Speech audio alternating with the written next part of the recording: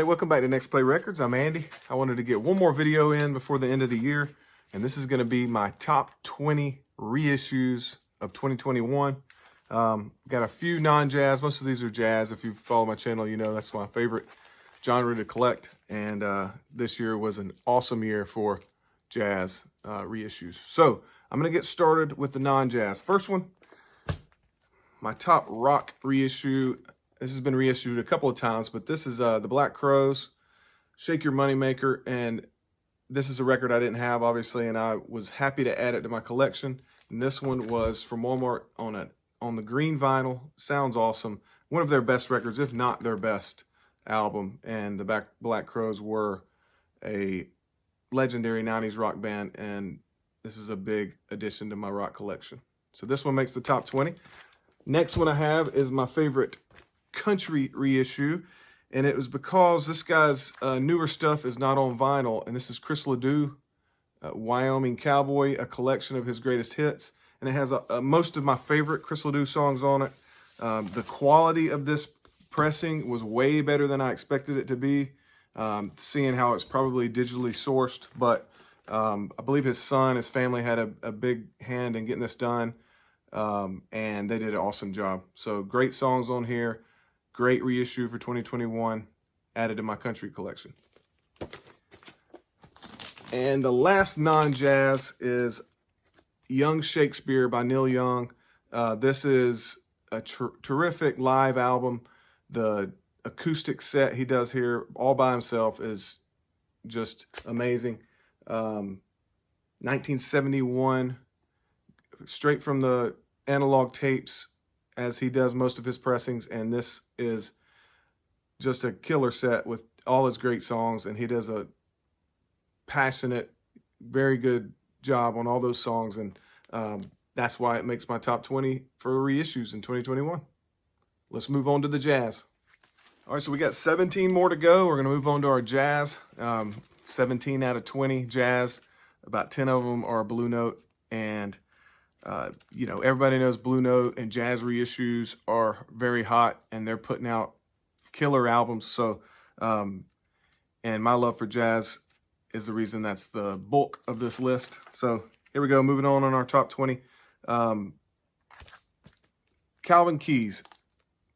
This is Shawnee on the Black Jazz Reissue series, and all of these titles are very unique, and this one blew my mind more than any of the other ones, and this was a 2021 release. They started releasing these last year, I believe, 2020, but this one by far is my favorite of all of them, and it came out this year. Just great guitar, a little bit funky, but also he does a good job of real melodic picking, soloing, and I just loved it. It was the one that really shocked me more than any of the other ones. So Calvin Keys, Shawnee makes my top 20 list.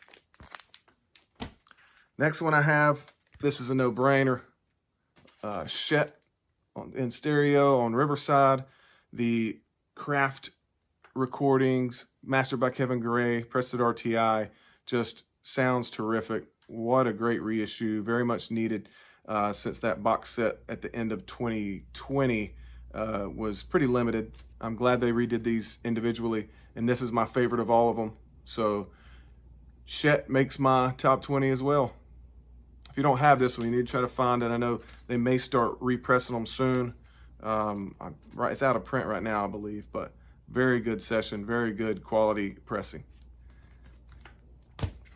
Next one I have, this is the one where it was worth getting up early in the morning on record store day to make sure you got it. The record store that I went to only had 1 or 2 copies. I was able to get one of them, being one of the first few in line, and this is Kenny Dorham's Quiet Kenny reissue. Again, Kevin Gray, RTI, the best way you can get jazz reissued. They did it on here. I was very excited. It's gone way up in value. It was a steal at $24 that morning. So record store day pressing of Quiet Kenny definitely makes my top 20. New jazz label. Very happy. It's just reminded me I need to spin it. It's been a few months, so I'm gonna set this to the side and listen to it tomorrow probably. Another huge reissue that I was anticipating for months. From Vinyl Me Please, Lee Morgan Quintet, Take 12. This is one of those pressings that you cannot find. Not many times has it been reissued. So this on Jazzland, done in Ryan K. Smith fashion, very good quality, great sounding, good session of Lee Morgan when he was still battling his addiction. He was able to get into the studio and put something together like this. It's very impressive. So Lee Morgan Quintet, Take 12 makes the list. 3 more non-Blue Note. This one for sure. This is a legendary title from the Acoustic Sounds Impulse Verve series reissues from this year. Mingus, the Black Saint and the Sinner Lady. This is different jazz than anything I have, and I love it. It's one of a kind. This is Mingus's best session in my opinion, his best album even in his opinion. It's written on the liner notes that he threw away all his other albums when he made this one. This is what he loved to do, and this is a great session. Obviously, this one on the Impulse label, beautiful, great reissue, and definitely a top 20 2021 reissue. Let's move on to another one from the same series, another one-of-a-kind styling, unbelievable lineup on this. This is Blues and the Abstract Truth. This is an Oliver Nelson led album, but you have Bill Evans on here, Roy Haynes, Paul Chambers, Freddie Hubbard, Eric Dolphy. Just terrific music. Again, I'm gonna set this off to the side. I haven't listened to it in a couple of months, and this was definitely one of my favorite jazz albums reissued this year. What a great year of jazz reissues. We're moving on to the first tone poet on the list, non-Blue Note, but it's a tone poet here, Curtis Amy and Dupree Bolton Katanga. Again, like the last 2 albums, not too many sessions that really rival or are similar to these. They have their own style and fiery, as we see in the background, a fiery trumpet, fiery saxophone, just a great cover. Everything about this release was great, and they got to get repressing some of these titles like this that people missed out on. Get it if you can. Katanga, Curtis Amy, awesome reissue.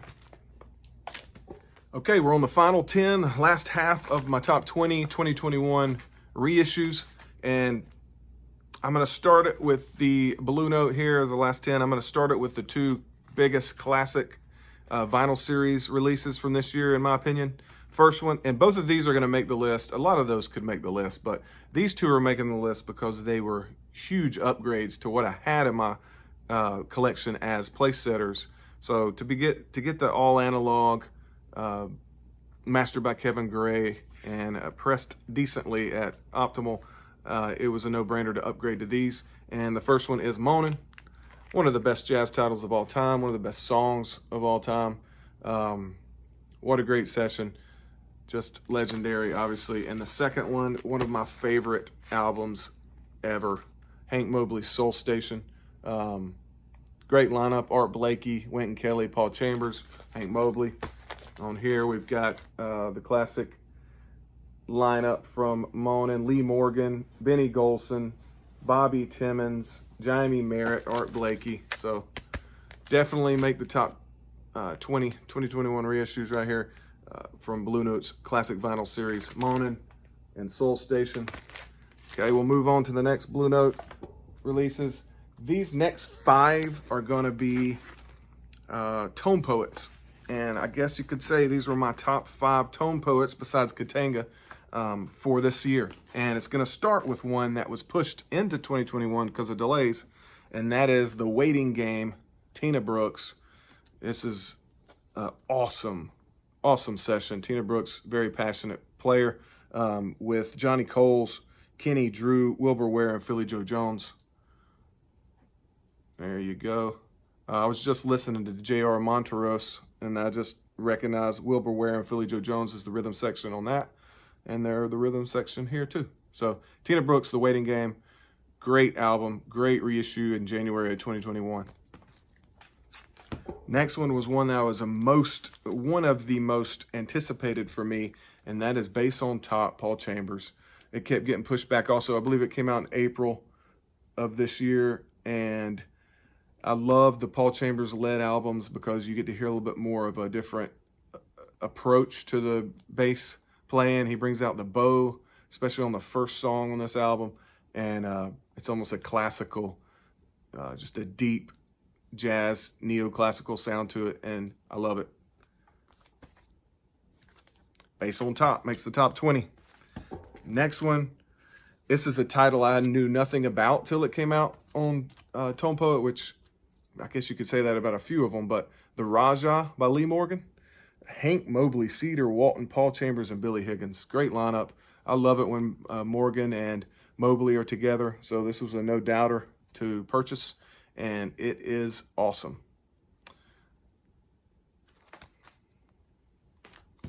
Next one was a huge upgrade for me and one of the best jazz songs in my opinion. My daughter was asking me tonight and I couldn't make a decision, but I think Tanya from this album might be one of them. So One Flight Up, Dexter Gordon, Donald Byrd, Kenny Drew, Niels Henning Orsted, and Art Taylor make up the lineup here. And this is, I love the cover here. This was an upgrade. I ended up VCLTing the other copy that I had to Writer's Record Collection. I know he's probably watching, so I know he's probably spinning that a good bit this year. But this was the upgrade for me I had to get, and definitely makes my top 20. Great Blue Note title, and terrific quality on the Blue Note Tone Poet. And the last one was another one that is filled with some of my favorite jazz artists, and it was a big anticipated title also for me, and that is Sonny Clark, My Conception.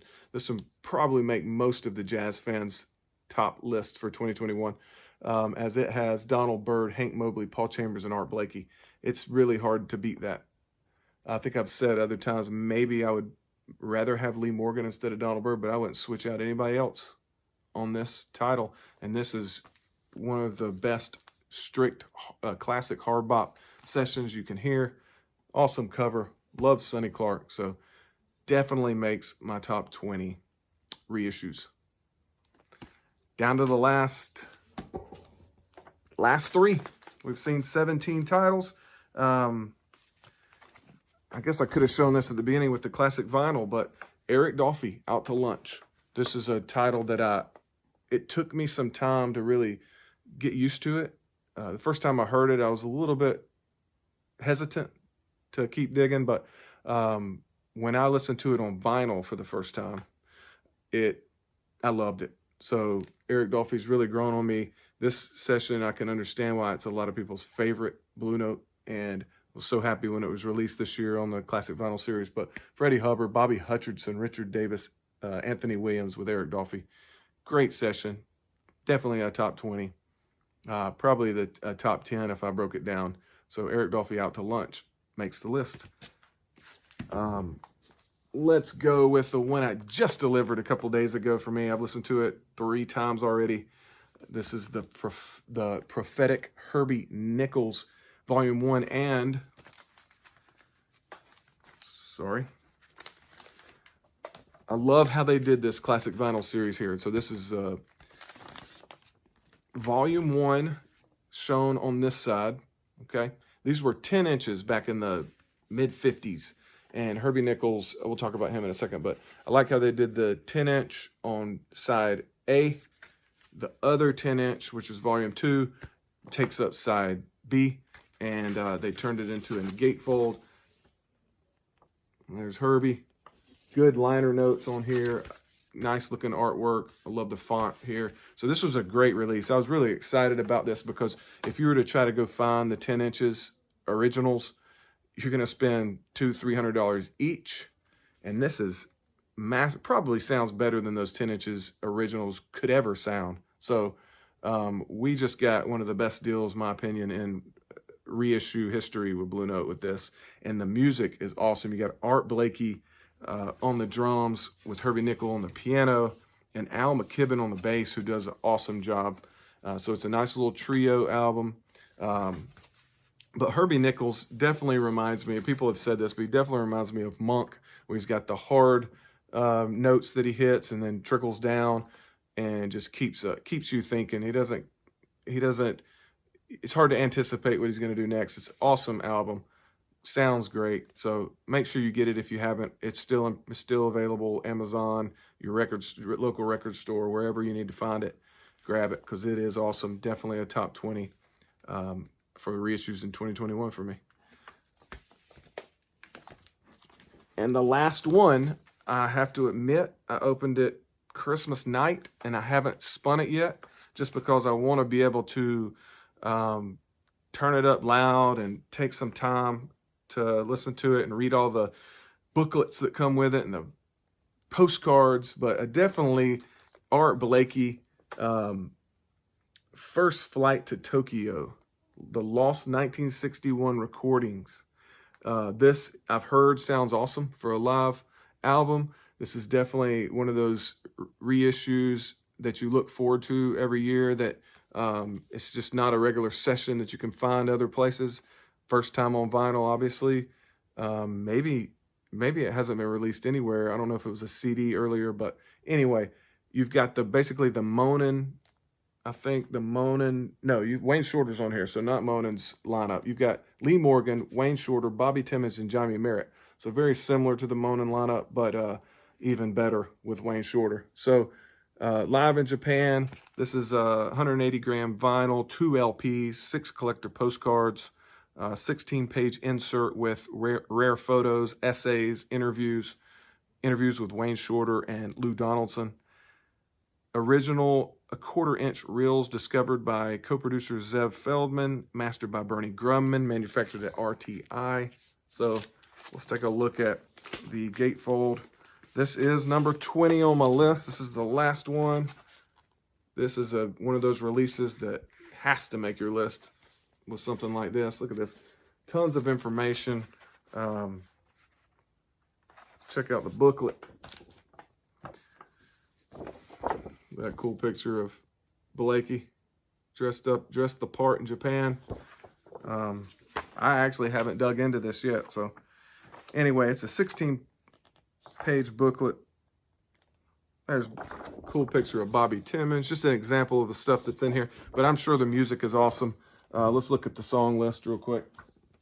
Side 1, they play How's the Time, 22 minutes jam session. Side 2, Moanin' for 13 minutes.